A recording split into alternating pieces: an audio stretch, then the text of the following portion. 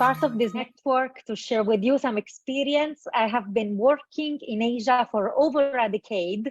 So let's say that my experience on the ground is really in Asia, but I also felt I had to do something for my country. So I felt many similarities between Thailand, Asian countries, and Italy, even if it might be hard to believe. And we cannot start a discussion on the topic of misinformation and cyberbullying without first understanding what this terminology means. Because different terminologies like disinformation, misinformation, hate speech mean very different things and are often used interchangeably.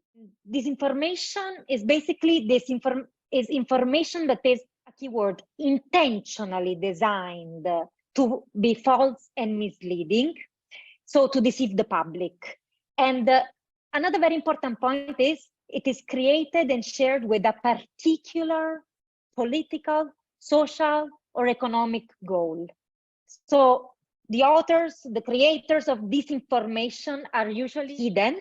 That means that they don't want to let themselves know to the public. And this creates a big problem because we can not easily assess the credibility, the legitimacy of this kind of information. Global political landscape now, Asia, Europe, Eastern Europe has seen a big rise of politically motivated and state-sponsored disinformation campaigns. And this has been a huge problem because it has brought really to devastating results for human rights. And what does this mean in short? That journalists, citizens, activists have been labeled as spreading disinformation to be discredited, to be criminalized, to be stigmatized. And this poses huge problems to democracy. Where instead no obvious intention to mislead or to spread false information is there. So when false information is spread in good faith, we didn't know and we share it, this is called misinformation. So you see that there is a difference between disinformation and misinformation. I'm sure that even though we are all very active in what we do and very sensitive to human rights issues, it might have happened even to the most experts sometimes to share a piece of misinformation without being aware of doing it. So we cannot be, let's say, criminalized for doing that. It can happen to everyone. So both disinformation and misinformation have a direct impact on human rights. This is the kind of work I have been doing, how those two affect and bring to hate speech discourse, online hate speech, online hate crime. So hate speech is nothing more than all those forms of expressions, including insults, negative stereotyping, stigmatization, that are spread, promoted to justify hate, to, for example, justify xenophobia, to justify religious hatred, homophobia, and all those kind of communications that actually does create harm. So you see how it's very important to have this very short background about terminology when we speak about this topic. And I'm glad I could provide it to you. But also two important facts. According to global research, where does all this hate spread? On social media. This is true for Europe as it's true for Asia.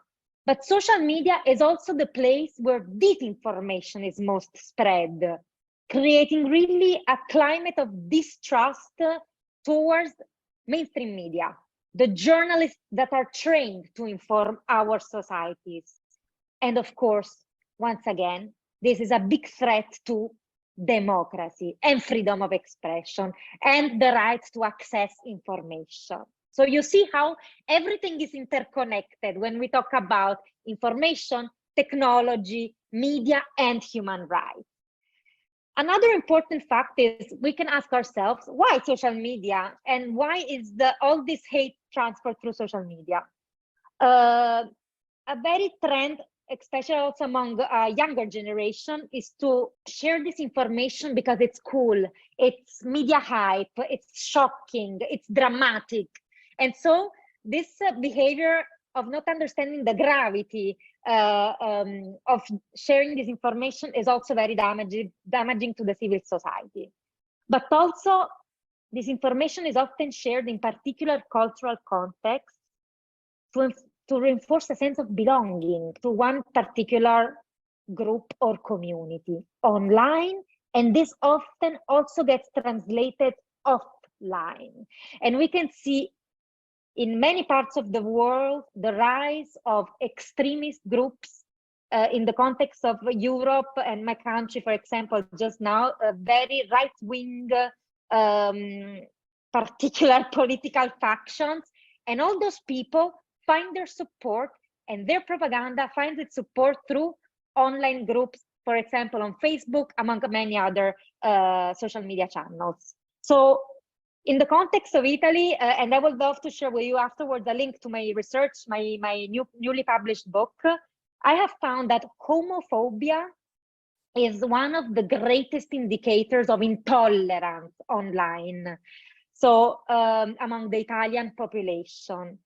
But hate speech also translates into cyberbullying, not just online, but also offline. And this is why, for me, it's very important to study and analyze discourse. Because if we can prevent some of that hateful discourse to be mainstreamed online, there is a chance we can also decrease the direct violent attacks that are happening in our societies. So you see, the conversation is not just online or offline, it's both together, and it has to be tackled together. In the context of Italy, if I can share a bit with you, so disinformation and misinformation have played an enormous role to fuel misconception and hate towards sexual minorities or LGBTQI people. But this is, Italy is not an isolated case. This is a phenomenon that has spread all over Europe, and I also know that it's a big problem in many Asian countries. I can mention one, for example, where LGBT communities, for example, in Indonesia, have been targeted, or Malaysia or other countries. They suffered a lot, and sometimes their restriction, just lately in Malaysia, for example, there have been a crackdown on some pride events as well, and sometimes people have been tracked through social media. So you see, we are all one world with common and shared challenges and problems, and how we study them and tackle them could be very important to share experiences. So basically, the misconception, the negative stereotyping about LGBT people, I think, are very similar across cultures. You know, anti-gender actors, for example, the most common trend is for them to affirm that the spread of the promotion of LGBT human rights are just a form of colonialism imposed by the West to the rest of the world, and especially Eastern Europe. So you see how the politics, the negative stereotyping, the disinformation is all intertwined, and then bringing to devastating consequences to the deterioration of human rights. So I just want to say that there is shockingly no specific EU-level sanctions against hate speech, against LGBT, protection of hate speech that is disseminated against LGBT people and other groups, which is shocking. Italy also has not passed a very important bill that would have protected as well people with disabilities, women, and all vulnerable communities that are the target of hate speech and hate crime. So there is, apart from some at the European level, there are some strategies that have been only recently put in place to tackle hate speech and hate crime. So we're really lagging behind when it comes to protection. There have been also several resolutions trying to put a bit more pressure on social media companies and tech companies that are not doing enough, because in theory they should have very clear policies governing disinformation and misinformation, but at the practical level it's very difficult to enforce them. There are several United Nations spearheaded activities that also concern Asia, for example, a plan of action on hate speech. But again, words alone should be matched with actions. And here also the importance of efforts spearheaded by civil society organizations and activism. This is very important. Let's say that if I have to glimpse into Asia now and zoom into the Asian context, I have to say that the trend has been really to take a very protectionist approach to dealing with disinformation and misinformation. So really states, governments have been adopting very repressive laws with vague terminology, criminalizing really the spread of false information, or shutting down the internet, stopping the flow of information online. And this is at odds with human rights law. And therefore, we have to really think that there is no one-fit-all solution to this. Disinformation is a very complicated, complex issue. And the challenge of states is really to tackle it, embracing the right to freedom of expression. And I think that so far, no one has the right recipe to do this, or, so far, I think that there's so much other work to do. So my philosophy is that speaking only about the problems is not productive, and it makes people feel depressed. So every time that there is a problem, there are so many other solutions out there that we can really uptake in order to do our job of activists and of promoters of human rights. So what needs to be done?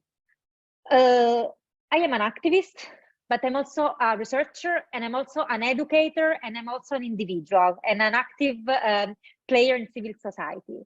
So media literacy education linked to human rights education will really help build resilience against disinformation and propaganda. People must really be equipped with the right tools and knowledge to access, analyze, and critically evaluate the information that is brought in front of them. This includes also fact-checking. But we're not just here to analyze the infinite amount of information that is being sent to us. We're also here to speak, to communicate, to create alternative messages, and also counter hate speech. So once we learn how to analyze, we also have to learn how to become our own media producers and content creators. And here, for me, I've seen that the LGBT NGOs in Italy, for example, have really pushed on this digital media activism work and cultural resistance work online to counteract hate speech. They didn't respond to hate with hate. They used peaceful narratives to counteract hate and to educate the public that things can be done differently. And sometimes hate fuels hate and anger, and we feel frustrated. But no matter how frustrating it is, we need to be strong and respond with peaceful narratives. This helps us populate the web with alternative contents that are not harmful, but are educational, informative, and trustworthy. Another important topic for me, as my background is in communication, media can really expose corruption and falsehood. So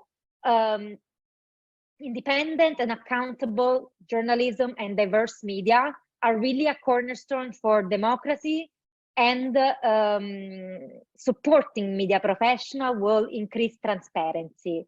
The only way to combat disinformation and misinformation is when there is more reliable sources out there that we can read, compare, contrast, rather than having a unique outlet that promotes the unique thought about one topic. So plurality of media is an important factor here.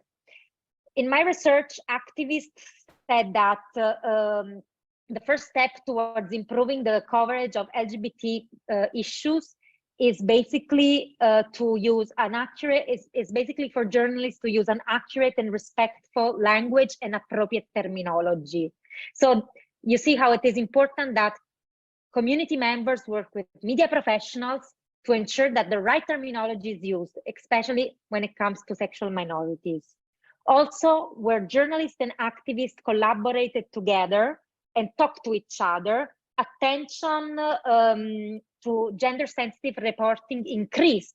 And you see how automatically the narrative shifts, because now we have a much better knowledge of the issues we're talking about. Also, the capacities of law enforcement professionals to handle disinformation and hate need to be strengthened, because as it was in the case of Italy, they didn't even know what hate. Police officer, for example, didn't even know what hate speech meant or online hate speech meant. And also there was a difficulty to understand how do we report this kind of hate. So it's very important to build the capacity of law enforcement professionals to make sure that they also understand what to do and how to do it. Very important insight is that when we talk about the capacity to monitor and detect disinformation and hate speech, all these big tech companies like Facebook, YouTube, Twitter, they didn't invest much of their efforts in developing countries. So there is a lack of moderators of content that have the local language skills and also are aware of the local events happening in a country. In fact, the hate speech that is transferred through local language often goes unchecked. And this is true for Asia as it is true for Italy. That's why our former politicians actually expressed that more moderators or employers that could speak Italian, because we're among the biggest users of social media in Europe, should be employed by the company. We need to understand the contents. If not, how can we moderate them? And artificial intelligence is important to do this job, but the human eye is also very important. And also, let's say that the attention has been mainly focused by these tech companies on English-speaking markets, completely disregarding local communities and increasing polarization in many cases and risk of violence both online and offline.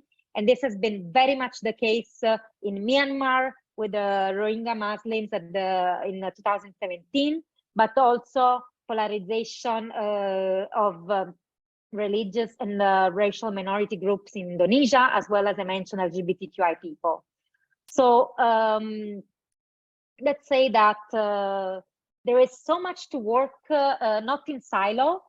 And last but not least, I don't know if you have read about this, but there were several research showing that at least in Europe, there is a big flow of dark money from particular political groups and religious groups, fueling propaganda online to shape the activism or the election processes, or basically the discourse towards particular political interests. And so we really need to stop funding those who are the anonymous, hidden perpetrators of hateful discourse. I will stop it here, but I would be very happy to expand on any of these points after my colleagues' intervention. And thank you so much for listening. And thank you, Sara, for laying out very interesting conceptual framework for our discussion today. I realize that there's a lot of overlapping coverage and that I have prepared and what you have already said. So I will not go into details for what you already said.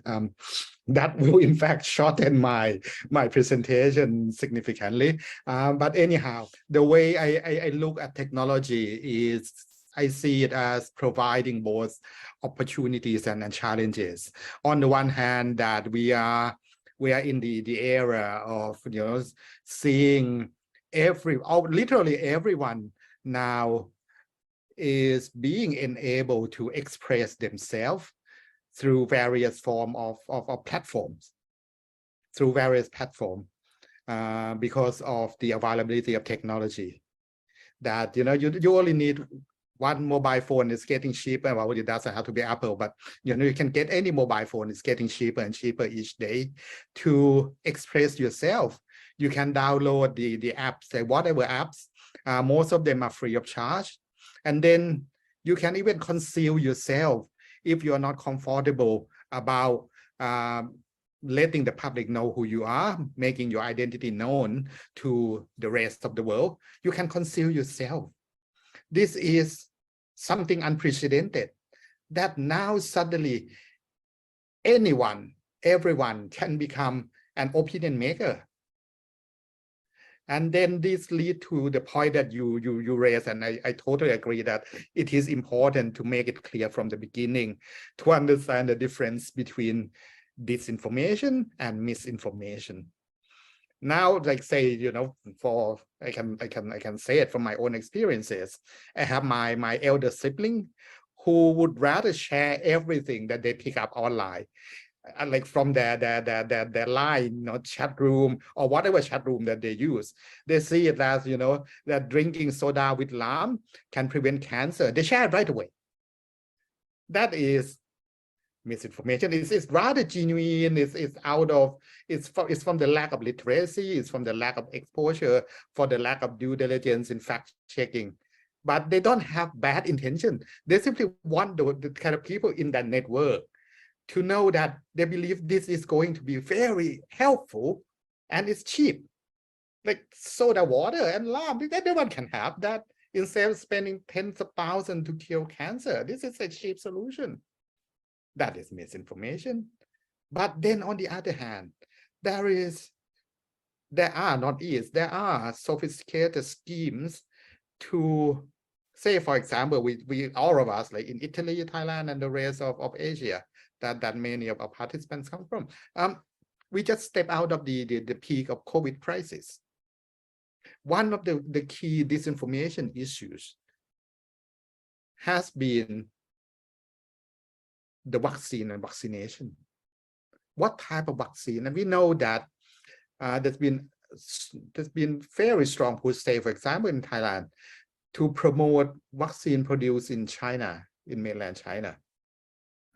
And this has come along with very sophisticated and comprehensive disinformation campaign to discredit other type of vaccines that produced by other countries, other producers, and highlight the values of vaccine from China. And any criticism of that would then be labeled in reverse as fake news and disinformation.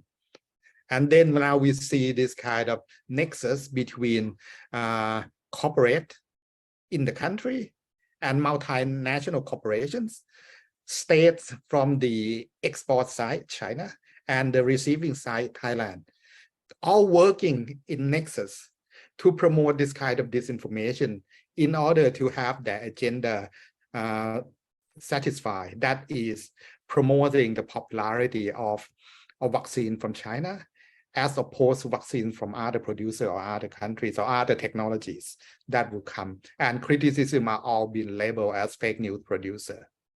And then that is one example that I would say, and it touched upon another point I would like to address here is the use of disinformation come from both private actors and state-sponsored actors, be they the state themselves or agents of the state. In this sense, we see state agencies, ministries, departments attached to the state. We have now in Thailand, it's become a catchphrase that is IO, or information operations. It stemmed from the Cold War, that at that time it was the American who started this terminology, but now everyone uses it. It has become the operation that to gain the dominance or supremacy in terms of expression of information, interpretation of information, circulation of information. All this has been seen as military operations. So it is defined that our sides against their sides, us against them, friends against enemies.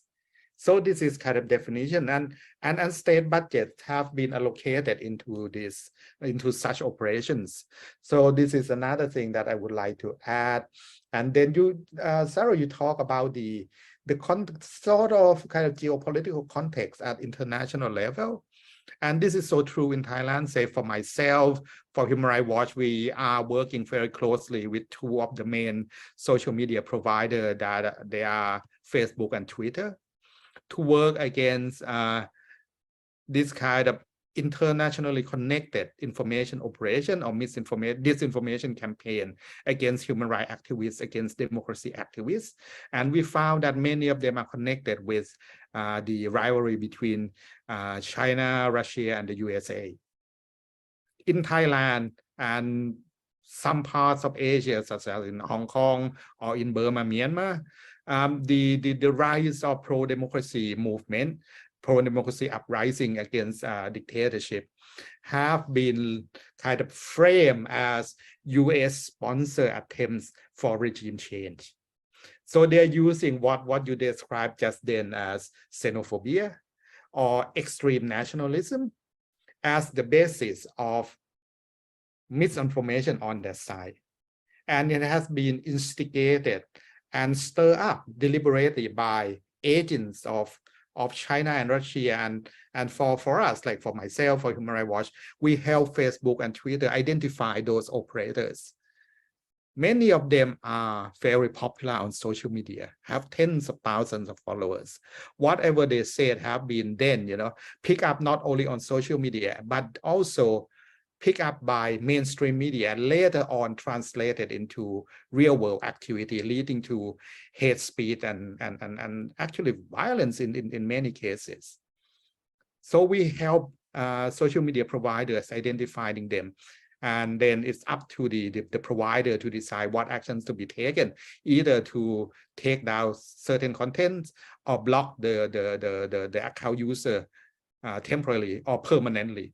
It depends on like case by case basis, and that lead to collaboration in terms of fact checking, that human rights activists can contribute to efforts to fight back misinformation. This is something, but it requires a lot of consent and willingness from service providers, whether they are going to take this seriously or not. Sometimes it's too late for them to respond, say, with Facebook and what happened in Burma, Myanmar, and the Rohingya. Facebook was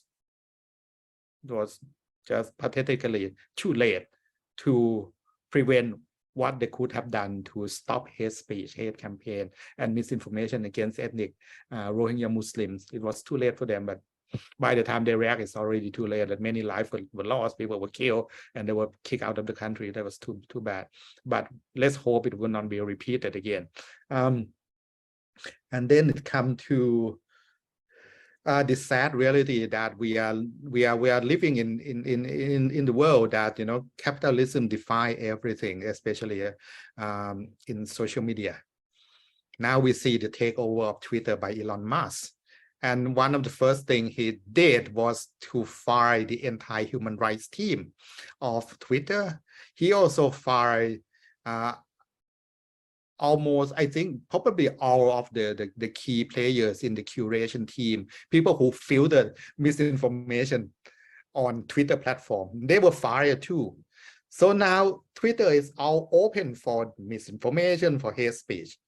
And what to do, because Elon Musk will argue, and his supporter will argue, it's a fair game. This is the world where if you have money, you can buy the company, and the company belongs to you. You can do whatever. And how to fight back. This will come to the issue about democratization of social media users, whether it empowered them enough, or it has empowered them enough over the past several decades now to have some kind of bargaining power to push back against the owner of social media provider, in this case Twitter, if the new owner is doing something negative, undesirable, or even harmful to the kind of healthy environment in terms of expression on that social media, on Twitter. This is something that we can discuss. I got this kind of point, just kind of just only a short while ago when Sarah talked about the kind of democratization, I see this one thing that because I see that also as an opportunity. So with opportunity, people are being empowered. So they ought to be able to push back. But can they really do that? I don't know. I don't know. This can be an experiment, but I don't know. So something I would like to raise here. What else? Sarah talked about, which I agree, reaction kind of the problems, so put quote unquote problems of misinformation, disinformation are being taken up by the state, and being the state, their responses are rather kind of aim at kind of restrictive actions. I just watching the news before coming to this program, this discussion. In Thailand, there is an attempt to issue another law to handle the use of misinformation for scamming online. Oh, we need another law. And for someone like us, it's like, what? We don't need another law. We need to enforce the existing law. But for the government, this is going to be new laws. That's one thing. And another thing, myself, I am now potentially facing a criminal charge on fake news for reporting a torture case that happened in Bangkok, downtown Bangkok, that police officers torture pro-democracy activists when they violently disperse a street protest. Human Rights Watch reported that, and I use social media to report that, and having like nearly 100,000 followers, my tweet got picked up and circulated widely. The police and the government see that as a threat to the reputation of them, both the police and the government. So they are now threatening to file fake news criminal charge against me. And I am now being investigated by Cybercrime Investigation Bureau. This happened why? It happened because the government monopolize the definition of fake news and monopolize the anti-fake news operation. So it comes against the points I raised earlier that we could democratize anti-fake news operation, putting it in the hands of social media user and the community. But instead, what we see now is the state themselves monopolize these kind of countermeasures against disinformation and misinformation, and they abuse it. They abuse the power, they abuse the authority, they abuse the opportunity, and using it as a new censorship tool to silence attempts to, for accountability, for greater scrutiny of state operation. They are now using it. So my case has become a kind of a threshold or a benchmark that given my status in Thailand, in kind of human rights community in Thailand. If I am attacked or taken down by the state successfully, then no one is safe anymore. There's already a chilling effect, a climate of fear coming out of this kind of criminal investigation against me. And I just briefed the diplomats in Bangkok the other day. They too sense that the case against me is politically motivated, not only against me personally or Human Rights Watch, but they aim at silencing the entire human rights community. And now that Thailand just passed a law against torture and enforced disappearance, but it would be totally useless when no one is confident enough to report torture cases or disappearance cases anymore. So this is it. Because now there's a new law that forces them to comply. But if they manage to silence the victims or reporters from talking about it, then that's the thing. So this is what we are end up facing, that the state is now taking over the definition of anti-fake news and how to respond to so-called fake news or misinformation. Another point I would like to see is the way, like from my experiences, that we see this kind of the ups and downs of misinformation or fake news cycle. It also depends on domestic issues. You talk about elections in Italy, and then we got international issues like COVID, I mentioned just a while back, the war in Ukraine, what happened Climate change. Yeah, climate change, that is big. Or you talk about LGBTQ rights and awareness. being branded as something not local or not genuine, but rather sponsored by Westerner or Western powers, and that is coming.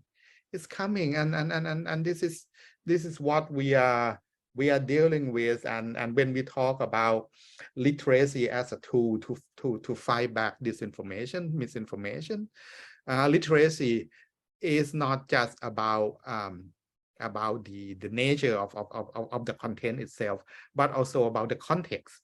What matters at the time, what the context, what the situation at the time. So it adds a lot of homeworks for people like us, human rights defenders, academia, to try to, yes, kind of provide literacy in terms of contents, but also the context. What triggered this? Like I talk about China seeing the uprising of the umbrella movement, the multi-alliance in Hong Kong, and got alarmed by that and frame it as, oh, it's the US behind it. The NED, the US Congress, financed this use to rise up against the Communist Party. And they put it that way. And be careful, it's not happening not only in Hong Kong. If you're not careful, it can happen in Phnom Penh, it can happen in Bangkok, it can happen in Naypyidaw, in Yangon, and elsewhere. So let's join the side of China to fight against this regime change movement. So it is happening. So that's the context that need to be understood.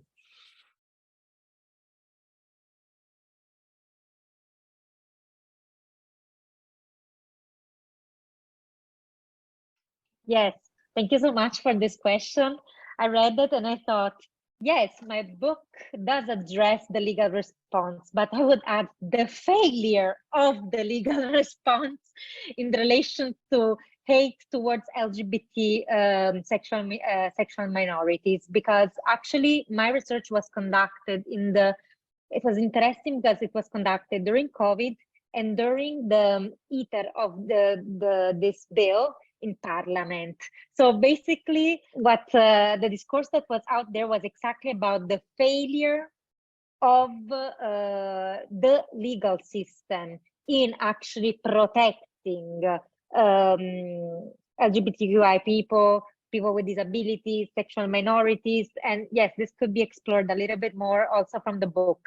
Also, I think that the problem in underreporting from the victims it's connected to this question of legal response, because from the Italian perspective, according to the Office of Anti-Discrimination, there were just like maybe a dozen or even less cases of hate speech against LGBT people reported compared to the maybe feminicide cases or violence against women or other kind of issues reported.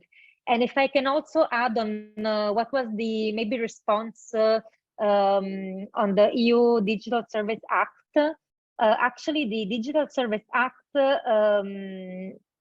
has tackles combating disinformation specifically on LGBTQI people issues. But I think that up to today, I didn't track any case where this strategy has been used in the context of Italy. And with the new current political government in place, there are threats to go even more backwards, threatening really the, let's say that my book, it's more urgent now than ever, because the people who got into the political positions are exactly those of the anti-gender political actors that I was studying back then, and who some were in powers, others were already out of power, and now they're back in power. So you see, another important point that I wanted to mention is that the legal means are not the only solution. And my book, for example, it really explores the bottom-up cultural resistance practices. There is no society where problems can be solved only through the legal approach, but there are many other also, let's say, peace and conflict approaches that can be integrated in the human rights legal approach to counterbalance the activism. So this has always been, I've always been a great proponent of human rights, peace and conflict taken in an interdisciplinary manner when it comes to solutions, activism, and protection and promotion of human rights. Yeah, I think this is how I would answer this question.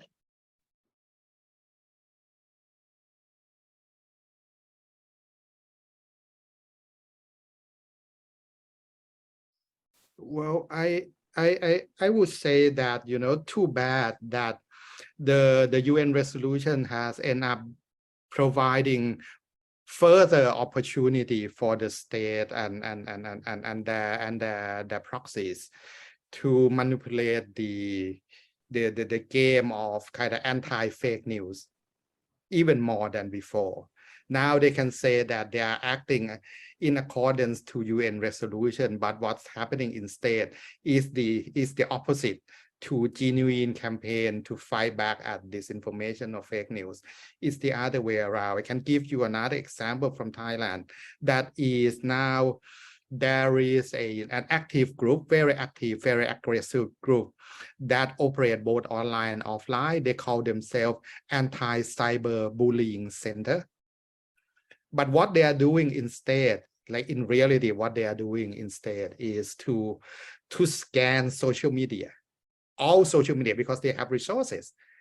Why they have resources? Because they are funded confidentially by the state. They are trained by the state. Their office is 2 blocks away from where I live. That's how I come to know that, like, from time to time we have like big training, kind of welcoming participants of such and such training against cyberbullying, and then you got to see military intelligence, you get special branch police going in, various government intelligence agency going in to provide training, and these people come up and then they get active online by scanning social media, as I said, and then they can pin each of the posting that they consider to be threat to national security. Thailand is a monarchy country, threat to the monarchy, which has serious criminal kind of implication if that is kind of that is branded on anyone. And then what? They can pass on their pinning to the authority to press charge, to take legal action. That's legal action. So from digital virtual world, from online world to legal action in real world, but also they are active offline as vigilante group. They have their rapid, they call it what? Rapid deployment unit, who dress up like riot police with bullet vests, like bulletproof vests, like helmet. They got like big four-wheel pickup trucks, all black out, to storm into the residence of people that they could identify their residence, their location.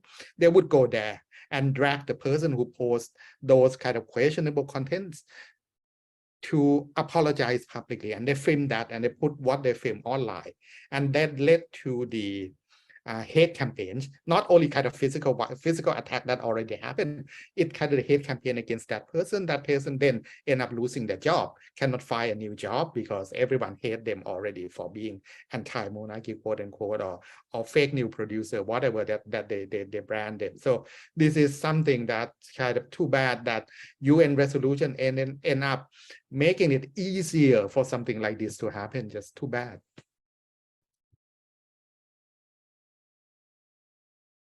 So now it's kind of go back to my presentation that I still have hopes in people's power, that we social media user have to push back, that, you know, and this is peaceful expression as well, because being human rights activist, I believe in peaceful expression. So this is the kind of peaceful response or peaceful kind of reaction to all these problems that's happening and getting worse and worse around us. So we can use our collective voices to push out the evidence that we collect as kind of each of the citizens. And I said, technology enable us to acquire that information and then put them out in the public domain. So say, for example, the case against me, so just to use my example, that I'm being accused of producing fake news about police torturing an activist. So when people knew that I'm facing this police investigation, they are putting together the footage that each of them collected on that day, showing that police did drag these activists into police station, and he got beaten along the way, and how bad that was.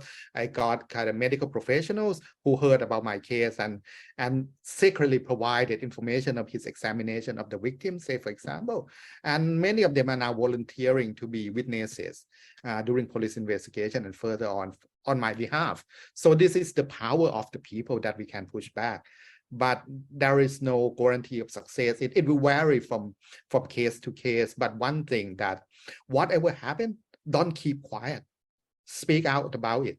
That is the only way that will kind of give us some advantages against the state. The state has more power than us, but if we keep quiet, if we got intimidated and afraid, our situation will get worse. We need to speak up. We need to build up allies, kind of alliance, and get support from broader networks. I think that is the only chance for us to have some fights, which we may not win, but at least we have some fights. I have something to add on this. For me, another very important point that never gets enough stressed in this kind of meeting is the role of institutes of higher education. The institutes of higher education should have the mandate to cultivate critical thinking scholars who will become the new journalists, the new social media activists, the new engineers of technology. And I really, honestly, I have been working in many sectors nowadays: sustainability sector, human rights, media, communications, and always, wherever I go, I stress the importance of the role of the institutes of higher education, because institutes of higher education are networks themselves. It's true that, as we know from our experience, but we are a network together. And let's say that before someone can smash us down, you know, we are a team there, and we are a network, and we are supported, and so I think this has to be acknowledged. And second of all, activists in Italy are very disillusioned with the government, political institutions, to the point that they have very zero esteem of any political process. And that's why they especially LGBT activists, that are also a second layer of marginalization in our society, they said the only way forward is for us to get the tools in our hands to respond back. So you see, when you feel disillusion, it's not like you have two choices: or you can close yourself in your room and cry forever about the injustices out there in the world, or you can find people who feel the same issues as you in the same way, with the, you know, and who want to respond back through educational initiatives, through cultural initiatives. Imagine, I even studied in my research religious, you know, that my country is very Catholic, and Catholicism, but there's also a very big population of other religion living in Italy, Muslim, Jews.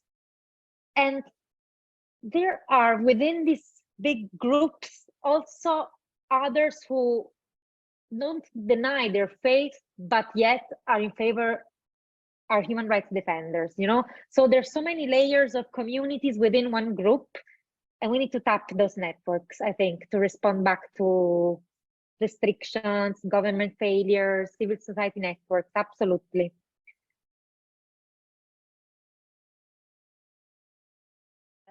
Media literacy gives you some practical tools and techniques to detect disinformation and misinformation. And actually, it's a very, I would say, straightforward process, that through asking 5 key questions to start with, and then, you know, it's like one of those boxes that you open one box, then another one comes in, and then another one comes in.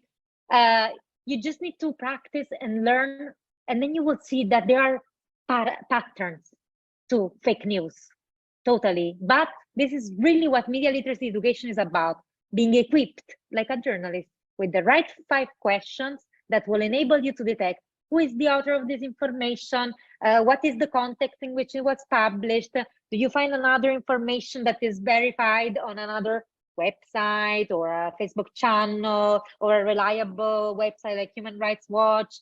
And exactly this is so It's not difficult. We teach it to people in to kids in primary schools. Imagine, and it's always the same principles.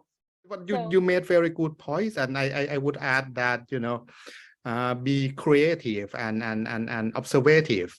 That, say, for example, that let's talk about Twitter, let's use Twitter. There's a lot of like quote unquote trolls that, created by either companies or by the state to put out disinformation and to attack people like us, like human rights defenders or academic on the other side. Then what I said, be creative and observative in the sense that you can in fact establish trends. You can observe similarities that, hey, first of all, they all use fake profile. They don't use their real name. They use like photos of Korean pop stars or singers to be their profile. Or in some cases, if they are from the military, they love to use the picture of tigers. Somehow they love tigers. So if I see someone with profile of tigers, different kind of tiger face, they could be military trolls. And then look at, because Twitter will put, when did they join Twitter?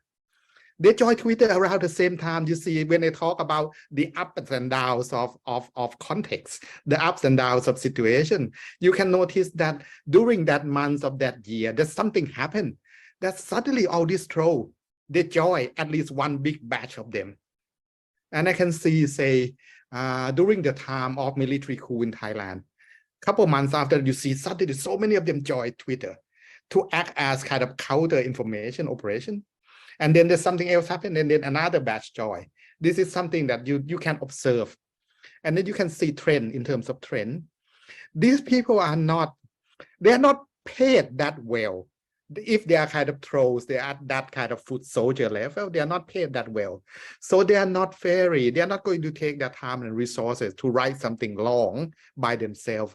They rather cut and paste from something provided to them. So you can see set of messages repeating by these people, and this is what Human Rights Watch is working with opposition parties in Thailand when we raise questions about the use of military trolls to attack human rights defenders in Thailand. So because we can draw this pattern together, and we manage, this is something quite sneaky, we managed to get internal memo from the military, which provided sets of answers or set of sentences for their trolls to post online. So we matched that internal memo with what we found in kind of on Twitter, that it actually matched that, say, 50 Twitter users from this account use these sentences, then another 20 use this set of sentences. So we can see it when we can prove that during the parliamentary debates. And the military couldn't answer one single question. And they claim that this is a matter of national security. We don't have to answer it. It shows that they admit their guilt that way. They admitted their guilt. And now this kind of, and now what we found, our discovery has become literacy. It has become public knowledge. Now the public is aware. They can use our tactic now. The way we use in our own investigation, they can use it for their own literacy in the future. So they become more aware of this information pushed forward by military operation, for example. This is how we do it. So it is doable. It looked difficult, but in fact it's doable. And as Sara said, it requires very basic skills. You just need to be able to observe, establish the pattern, and then trace back. And then we live in the world of public knowledge, public domain knowledge. You use that first. That you don't have to be sneaky. That will require another level of investigation, but at least use what is already available in public domain, and there are plenty of them.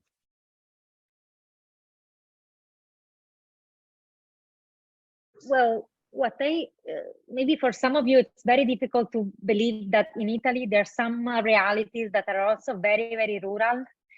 Island realities without internet connection, because sometimes what we see in television about Italy is all this history and, a country, we see only the good things, but truth is that there are different kinds of people. Some people want to engage with platforms, but they don't have the means. they're disadvantaged, they don't have the connection, as we often say. Other peoples are refusing to engage with digital media more and more because they kind of want to retreat into, let's say, a detox mode. And so they just say, it's enough, I've done my part, now I want to disengage from that. And it's okay, because I think that activism, technology is just a means to an end, but it's not the end. There are people who create, there are people who are enrolled in literature programs and express their activism through poetry. There are people who, by writing a self-made flyer or magazine using paper still, might make their statement by applying these posters in their villages, in their towns. There are so many different forms of media that we don't even have to kind of confine them to only the digital. There are many forms of expression that are not more or less advanced.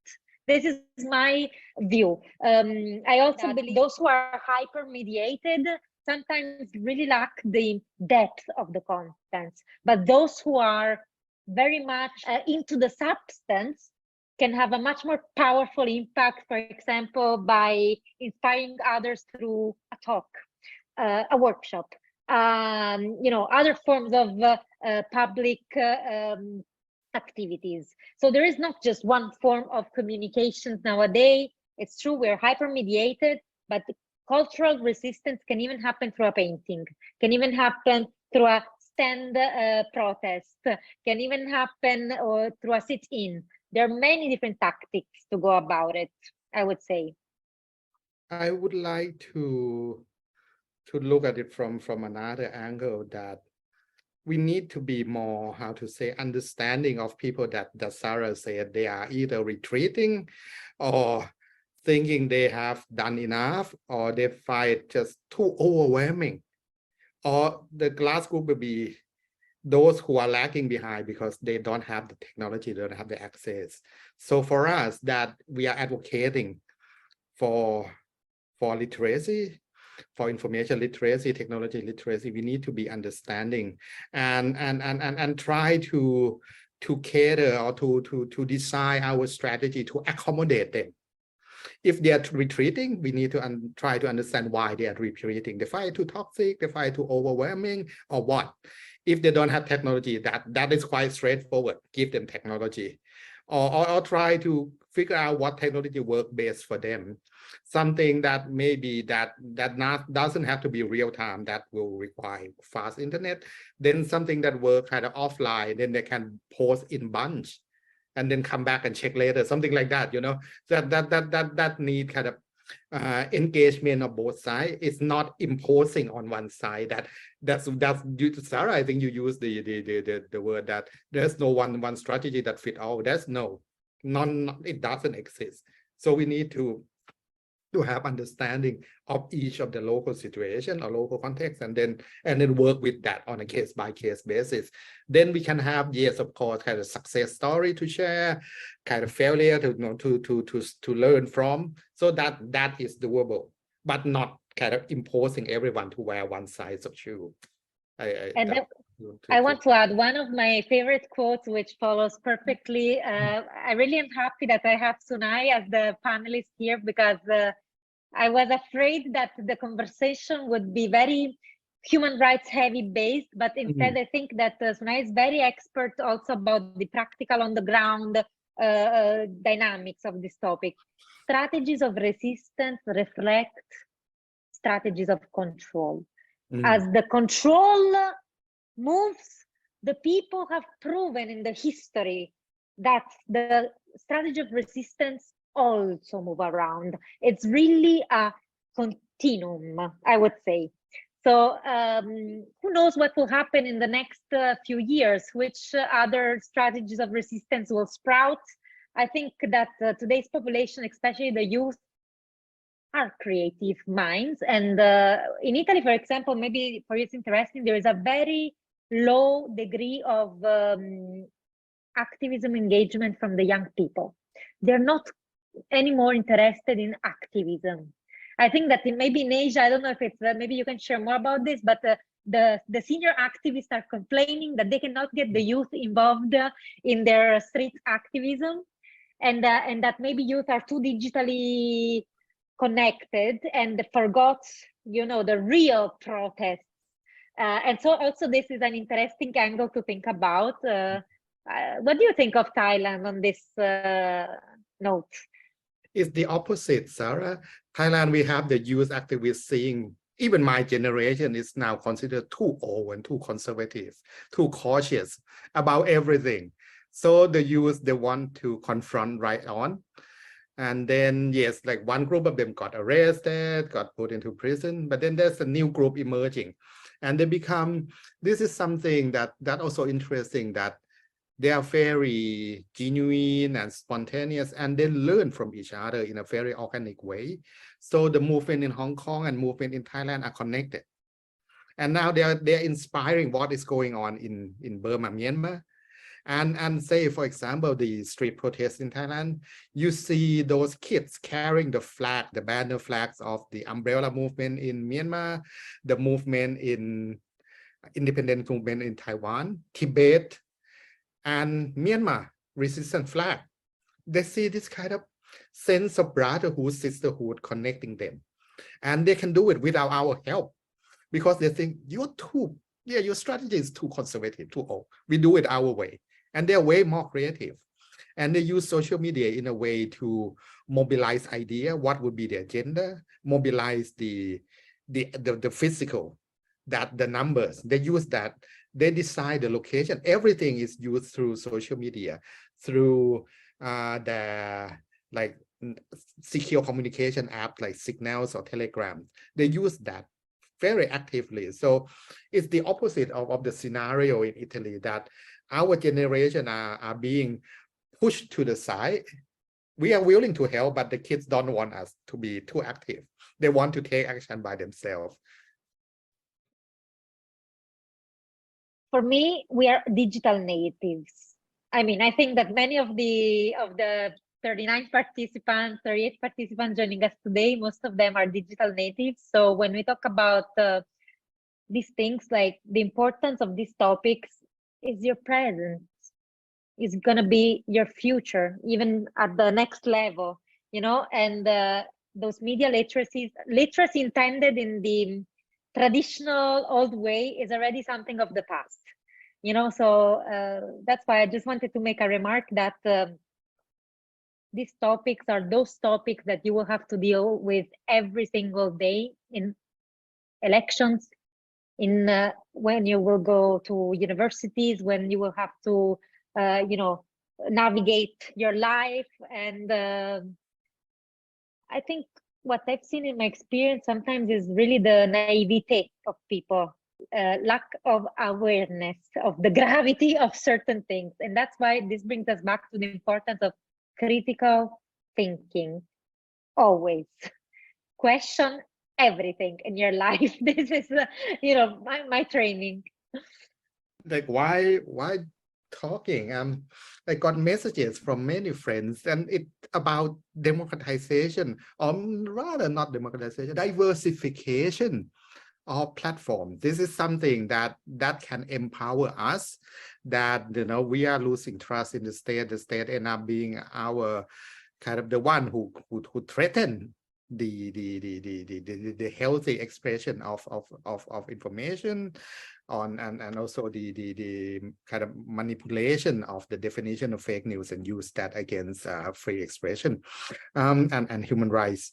So now we use Twitter as our example, that Elon Musk has taken over Twitter, making the environment there rather toxic, and it can get worse. I cannot see any improvement at Twitter.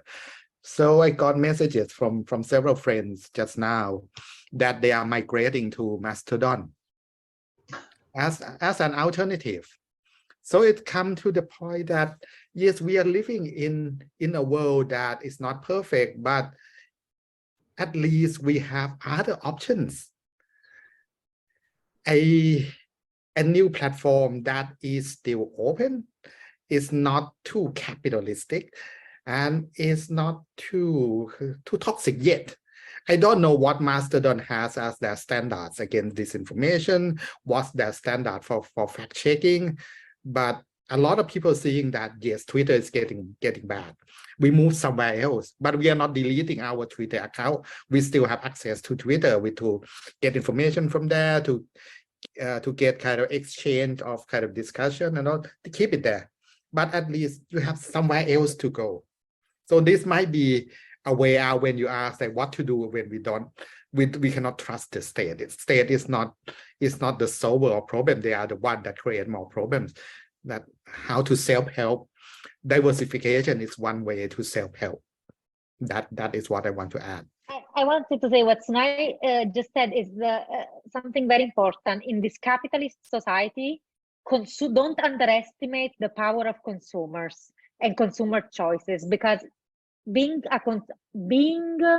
an aware consumer will shape the offer. So demand shapes offer. And if all of us, for example, maybe keep our Twitter, but don't engage in it, this will bring less profits to the company. We're not buying in this logic, and we can migrate to something else. And the history of social media, which is not that long history since the first technology emerged, this short but intense history has always proven that consumers' behavior have a huge power in determining platform behavior as well. So I think this is also a form of activism, not to disregard. I would like to end by actually using the BBC format. When I said BBC format, I refer to the first one. The first B is actually breaking the silence, which for me is extremely important in this world of the environment of fear. Building allies and network. There's another B that I would like to emphasize, and C, creation. Creating alternatives, creating strategies to resisting the control. Of course, equipped by literacy. So these are something that I would like to end